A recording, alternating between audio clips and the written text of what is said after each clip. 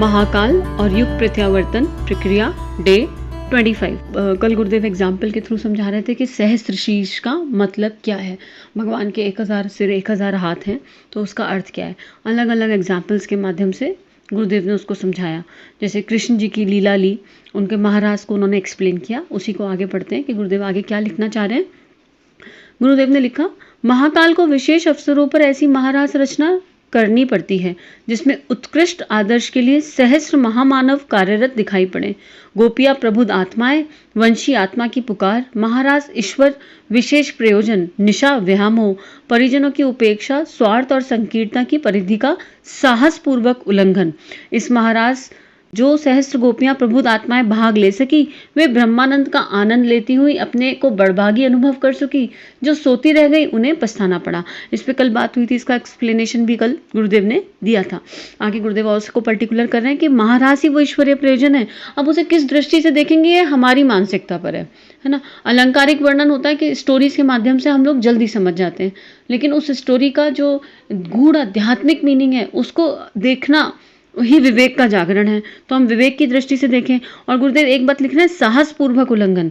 घर परिवार को छोड़ने की बात एक्चुअली छोड़ता कोई नहीं है। आपका घर परिवार छूटेगा नहीं।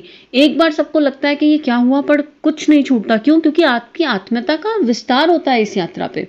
और जब आप इमेजिन करो, जब आपकी आत्मीयता का विस्तार होगा, आपके अंदर प्रेम ही प्रेम होगा, केवल प्रेम ही प्रेम। किसके लिए? विश्व के लिए। तो क्या उस प्रेम में अपने जो फर्स्ट रिलेशनशिप है वो नहीं समाएंगे?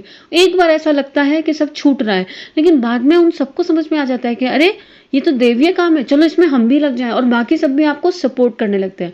आत्मनिर्माण, गुरुदेव ने इसीलिए कहा कि जब आत्मनिर्माण हो जाता है तो उससे परिवार निर्माण ऑटोमेटिक हो जाता है, करना नहीं पड़ता। और समाज निर्माण भी ऑटोमेटिक।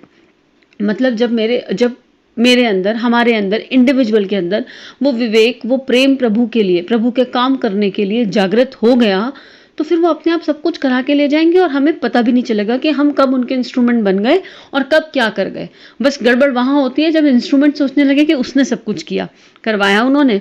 आगे गुरुदेव लिख रहे हैं, भगवान कृष्ण की 16,000 रानियां बताई गई। यो लौकिक दृष्टि से यह बात भी समझ की बाहर है। अभी अपन से हमारे पतियों से जो फीमेल इनको सुन रही है उनसे एक एक नहीं संभलती।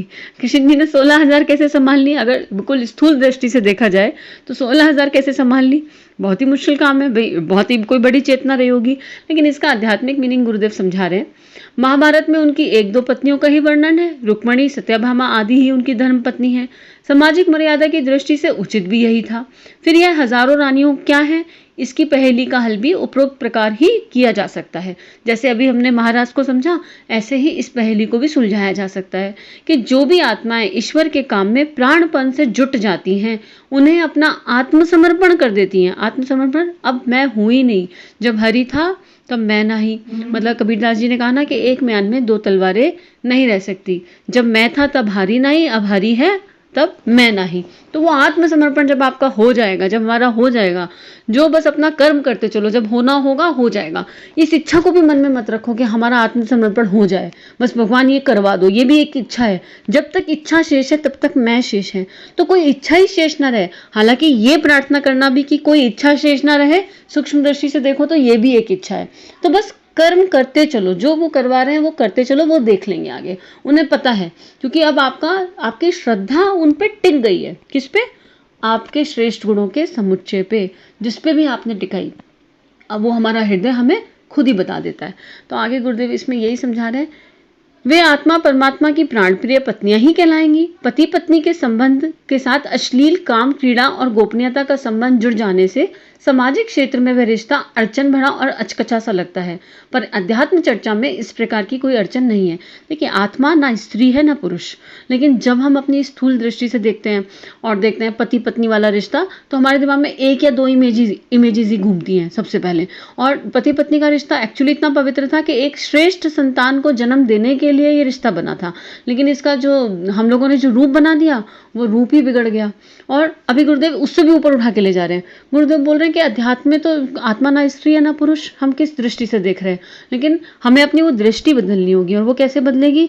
जब श्रद्धा होगी, विश्वास होगी, विवेक का नेत्र जगेगा और भीतर केवल प्रेम वात्सल्य होगा, तब तब वो दृष्टि अपने आप एकदम नीट एंड क्लीन हो जाएगी, परिमार्जन हो जाएगा, परिशोधन हो जाएगा उस दृष्टि का। तो सामाजिक दुनिया क्या सोचती है वो इम्पोर्टेंट नहीं है। फिर तो हम अपनी विवेक रूपी आंखों से देखेंगे ना तो समझ में आएगा कि समर्पण हो गया ना। एक वाइफ कैसे हस्बैंड के लिए समर्पण करती है, उस समर्पण को देखिए।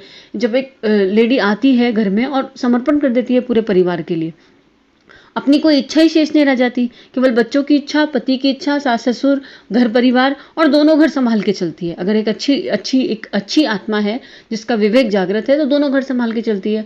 लेकिन बस फर्क ये इतना आ जाता है कि वहां पे शरीर भाव है अभी, और गुरुदेव उस भाव से ऊपर उठने की बात कर रहे हैं। आगे और समझते हैं। आत्मसमर्पण और अभिन्न एकता की जो भावनात्मक स्थिति है उसकी तुलना लौकिक रिश्तों में पति पत्नी भाव से मिलती जुलती है। अन्य कुछ रिश्ते दूर पड़ जाते हैं, इसलिए संतों सूफियों ने आत्मा और परमात्मा की एकता को एक प्रणय सूचक शब्दों के अनेकों गीतों में गाया। कबीर का सुरीत योग, मीरा का प्रणय योग एक उच्च आध्यात्मिक भूमिका है। उसमें जिस पति पत्नी भाव की चर्चा है वह सामान्य गृहस्थ पद्धति से असंख्य गुनी ऊंची वस्तु है। श्री कृष्ण भगवान की 16,000 रानियां उस अवतार की सहयोगिनी 16,000 प्रबुद्ध आत्माएं हैं। इस अलंकारिक दाम्पत्य जीवन में हर रानी को 8-8 संतानें दी, अर्थात इन लोगों ने 8 अपने उत्तराधिकारी बनाए और वे स्वयं तो ईश्वर प्रयोजन में तत्पर रहे, साथ ही उनकी प्रयत्नशीलता ने औसतन 8-8 साथी सहचर अनुयायी और बढ़ा दिए। वह उनकी संतानें थी। कितना सुंदर इसको एक्सप्लेन किया गुरुदेव ने कि बहुत मिलता जुलता सा है रिश्ता ये। जो पत्नी समर्पण करती है, जिसकी अभी हम बात कर रहे थे, जब आप भगवान की राह पे होते हो, ईश्वर की राह पे होते हो, या जो भी आप उसको नाम दो, उस दिव्य सत्ता को नाम दो जो आपके भीतर प्रभा को जगा रही है, जब आप उसकी राह पे होते हो तो आप सब कुछ उनके अकॉर्डिंग करने की इच्छा रखते हो। जब वो आत्मीयता, वो तड़प अंदर जाग जाती है उस प्रभु के लिए, जैसे माँ मीरा की तड़प जगी अपने कृष्ण के लिए, है ना। कितने ही ऐसे भक्त हुए, जैसे ठाकुर की तड़प माँ काली के लिए जगी, उन्होंने माँ रूप में देखा, माँ मीरा ने प्रणय संबंध के रूप में देखा। सबके संबंध अपने अपने हैं, किस आत्मा ने किस स्तर पे देखा। लेकिन जब वो तड़प जाग जाती है ना तो फिर कोई सामाजिक बंधन नहीं रहता, फिर कुछ नहीं रहता। क्यों? क्योंकि आप आत्म स्तर पे प्रेम कर रहे हो आप, और फिर आत्म स्तर पे तो हम सब क्या है, उसी प्रकाश का एक अंश है। एक्चुअली एक अंश में हम वही हैं, एक अंश में हम सब ब्रह्म ही है। हमें पहचान नहीं है, हमें स्मृति नहीं है, हमारे अनुभव के स्तर पे नहीं है, लेकिन ये ज्ञान तो हम सभी को पता है कि हम उसी ऊर्जा का रूपांतरण है, उसी प्रेम की ऊर्जा से हम सब बने हैं। तो जब आत्म स्तर पे देखो तो कोई दूसरा है ही नहीं, सब कुछ वही है, सब कुछ वही परब्रह्म है। जो हम अंदर ले रहे हैं, जो बाहर निकाल रहे हैं, ये शरीर तो मिट्टी का है, इसने तो, ये तो यूनिफॉर्म है, जो आत्मा बदलती रहेगी, पर आत्मा तो वो प्योरेस्ट फॉर्म है, और वो जिस परमात्मा से प्यार कर रही है उसी से तो निकली है। अब समुद्र की बूंद समुद्र से अलग निकल के जब समुद्र में मिल जाए तो क्या कहेंगे इसे, ये इसी संबंध की बात है कि एक बूंद समुद्र से निकली, वो उसी से बनी थी, जाके उसी में मिल गई। तो और 8-8 संतानों का कितना सुंदर काम दिया गुरुदेव ने, कि अगर आज आप जुड़े किसी एक अच्छी संस्था से, किसी एक अच्छे काम से, और वो आपके व्यवहार में आ गया, तो उसे अपने तक मत रखिए। कम से कम 8 लोग तो बनाइए उसके जैसे। अब मान लीजिए फॉर एग्जांपल आप कुछ अच्छा सुन रहे हैं, यही सुन रहे हैं, और आप ये आपकी चेतना को सुनना अच्छा लग गया, आपके दिल को अच्छा लगा अपने विवेक के आधार पे, तो कम से कम 8 लोगों को बोलिए, हम अच्छे को अपने तक क्यों रखें, इसे बांटें क्यों नहीं, ये प्रसाद है तो इसे क्यों नहीं बांटें। गुरुवाणी काम कर रही है, गुरुदेव बोल रहे हैं, गुरुदेव समझा रहे हैं, वो लिख रहे हैं। और खाली यही नहीं, आपको कहीं भी कुछ मिले, मान लीजिए आपने उपासना करना शुरू किया, आपने आधा घंटे का समय निकालना शुरू किया, और आपके व्यवहार का, आपके चिंतन का, आपके व्यक्तित्व का वो हिस्सा बन चुका है, और आपको लगता है कि आपको उससे बहुत फायदा हुआ, तो उस फायदे को अपने तक ही क्यों रखना।